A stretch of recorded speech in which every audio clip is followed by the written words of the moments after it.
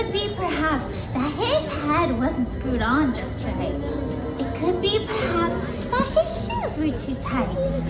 But I think the most likely reason of all may have been that his heart was 2 sizes too small. For he knew that every who down in Whoville beneath was busy now hanging a mistletoe wreath. And they're hanging their stockings, he snarled with a sneer. Tomorrow is Christmas, it's practically here. Then he growled with his Grinch fingers nervously drumming. I must find some way to stop Christmas from coming. Then he got an idea. An awful idea. The Grinch got a wonderful, awful idea. I know just what to do, the Grinch laughed in his throat. And he made a quick Santa Claus hat and a coat. And he chuckled and chuckled. What a great Grinchy trick. With this coat and this hat, I look just like Saint Nick. All I need is a reindeer. The Grinch looked around, but since reindeer are scarce, there were none to be found. Did that stop the old Grinch? No, the Grinch simply said, if I can't find a reindeer, I'll make one instead. So he called his dog Max, and he took some red thread, and he tied a big horn on the top of his head. Then he loaded some bags and some old empty sacks on a ramshackle sled, and he hitched up old Max. Then the Grinch yelled, giddy up, and the sled started down towards the homes where the Who's laid a snooze in their town. He slid down the chimney, a rather tight pinch, but if Santa could do it, then so could the Grinch. He slithered and slunk, the smile most unpleasant, around the whole room, and he took every present. Pop guns and bicycles, roller skates, drums, checkerboard, tricycle, popcorn and plums. He cleaned out the icebox as quick as a flash. Why that, Grinch? He even took the last can of hash. He stuffed all the food up the chimney with glee. And now, grinned the Grinch, I will stuff up the tree.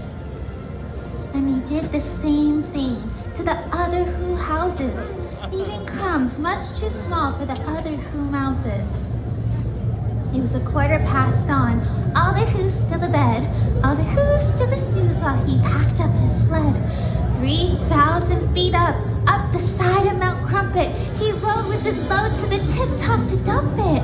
Pooh-poohed the Who's, he was grinchishly humming. They're finding out now that no Christmas is coming. They're just waking up, I know just what they'll do. Their mouths will hang open a moment or two, and then all the Who's down in Whoville will all cry, boo-hoo! That's a noise, grinned the Grinch, that I simply must hear. Then the Grinch paused, and he put his hand to his ear. Do you hear it? Do you? The Grinch did hear a sound rising over the snow. It started in low, it started to grow, but this sound wasn't sad. Why, this sound sounded glad.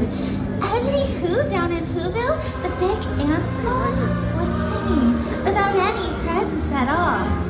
He hadn't stopped Christmas from coming. It came.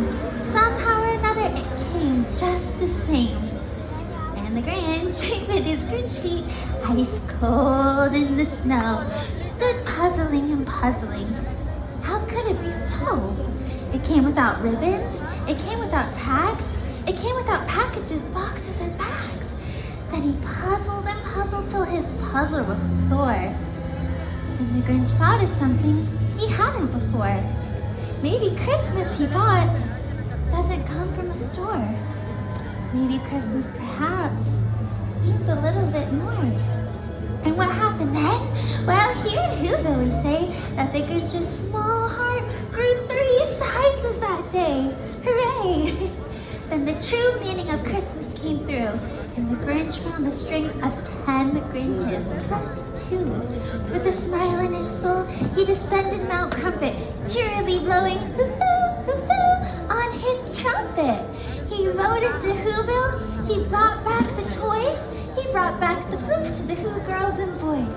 He brought everything back, all the food for the feast, and he